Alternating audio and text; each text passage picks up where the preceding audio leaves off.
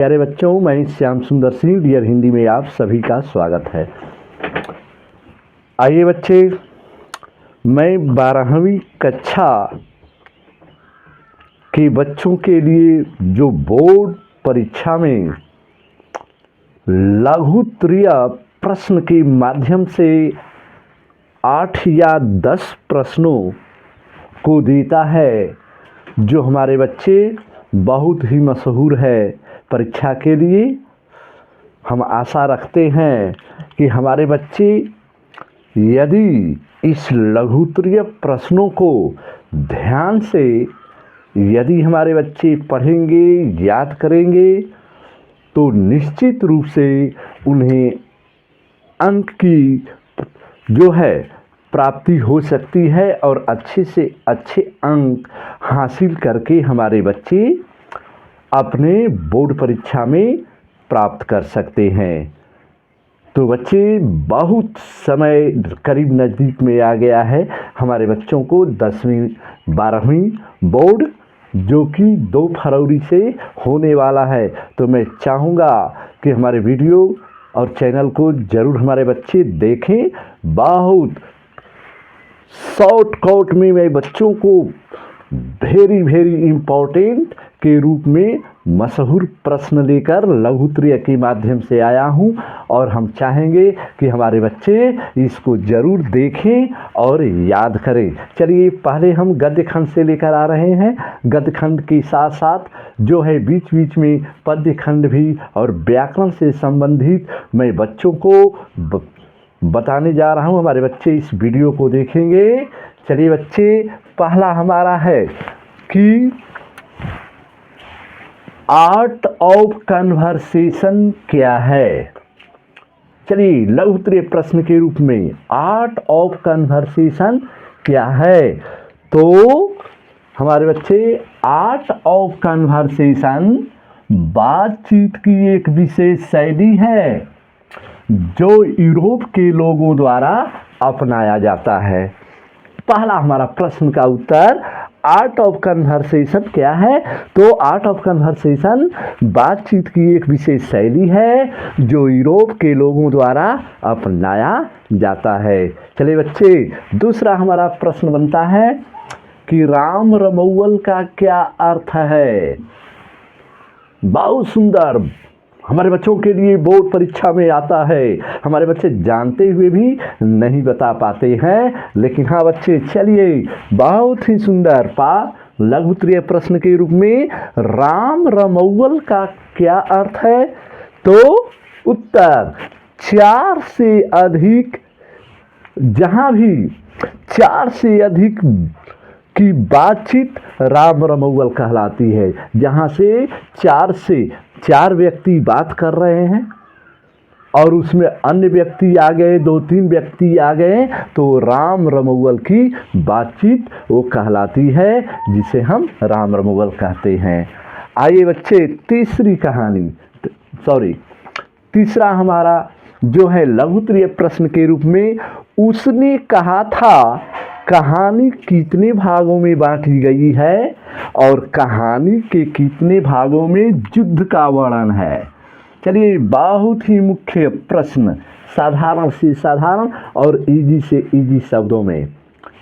तो उसने कहा था कहानी 5 भागों में बांटी गई है और 3 भागों में युद्ध का वर्णन है।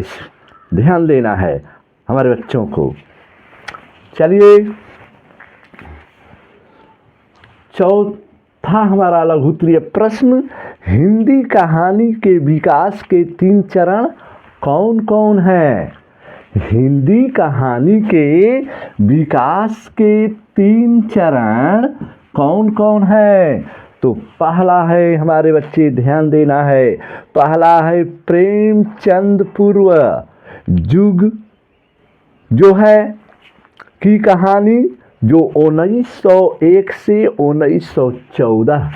दूसरा है प्रेमचंद युग की कहानी, जो 1914 से 1936 है। और तीसरा है 70 युग की कहानी, जो 1936 से लेकर अब तक का जो काल है वो है हमारे प्रेमचंद युग की कहानी, जो आज तक का समय है हमारे बच्चे। तो चलिए, हाँ, अब हम चलते हैं चौथा 5वां प्रश्न, जो कि भ्रष्टाचार की जड़ क्या है। भ्रष्टाचार की जड़ क्या है? तो भ्रष्टाचार की जड़ गलत नीतियां हैं। भ्रष्टाचार की जड़ गलत नीतियां हैं।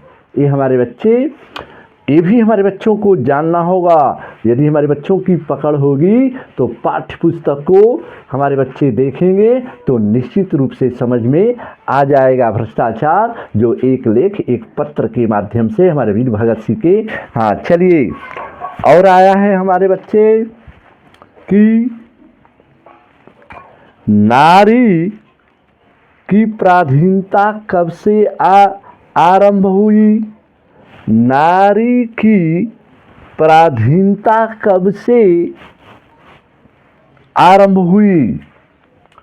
तो नारी, जब मानव जाति ने कृषि का आविष्कार किया तो नारी घर में और पुरुष बाहर रहने लगा। उसी समय से नारी की पराधीनता स्वीकार की गई, जो रामधारी सिंह दिनकर द्वारा रचित अर्थ नारीश्वर के माध्यम से प्रस्तुत है हमारे बच्चों को। उसमें से लघु उत्तरीय प्रश्न आया है, हमारे बच्चे जरूर इस प्रश्न को देखेंगे।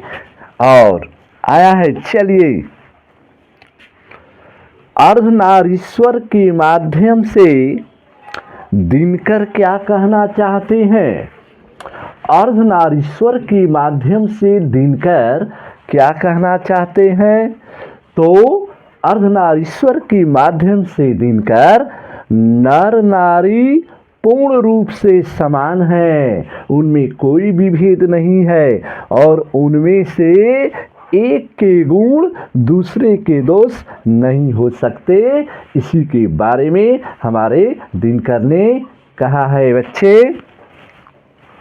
आइए, बहुत ही मार्मिक सुंदर क्वेश्चन हर बार बार बार VVIM वेरी वेरी इंपॉर्टेंट में आता है बोर्ड में हमारे बच्चों को कि गैंग्रीन क्या है। गैंग्रीन, गैंग्रीन एक प्रकार का रोग है। हमारे बच्चे ध्यान देंगे उत्तर के माध्यम से। गैंग्रीन एक प्रकार का रोग है जो पहाड़ियों में रहने वाले व्यक्तियों को कांटा चुभने से होता है। बहुत ही मशहूर क्वेश्चन अगर पूछता है, हमारे बच्चों को ध्यान देने की जरूरत है। ऐसे हमारे लघु उत्तरीय जो छोटे छोटे प्रश्न बनकर 2-2 नंबर का हमारे बच्चों के लिए बोर्ड में पूछता है। तो चलिए बच्चे, गैंग्रीन के बारे में हमारे बच्चे आशा है पूरा समझ गए होंगे। चलिए आगे, 9वां क्वेश्चन। मात्र 10-10 क्वेश्चन मैं बच्चों के लिए लघु उत्तरीय लेकर आया हूं। तो 9वां क्वेश्चन हमारे भगत सिंह के आत्महत्या के बारे में क्या विचार है। बहुत ही सुंदर लघु उत्तरीय। भगत सिंह आत्महत्या के बारे में क्या अपना मत देते हैं। तो बताते हैं भगत सिंह कि आत्महत्या एक कायरता है, केवल कुछ दुखों से बचने के लिए अपने जीवन को समाप्त कर देना कायरता है, जिसे आत्महत्या के बारे में हमारे वीर भगत सिंह ने बताया है। आइए बच्चे, 10वां क्वेश्चन हमारा, भगत सिंह कैसे देश सेवकों की जरूरत को महसूस करते हैं। भगत सिंह कैसे देश सेवकों की जरूरत को महसूस करते हैं।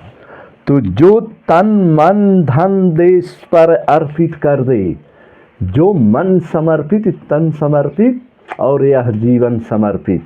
कितना सुंदर ये वाणी हमारे भगत सिंह द्वारा, जो तन मन धन देश पर अर्पित कर दे और पागलों की तरह उम्र सारी देश सेवा में अर्पित कर दे, देश सेवा में लगा दे, तो इससे बढ़कर और देश सेवकों की जरूरत नहीं है।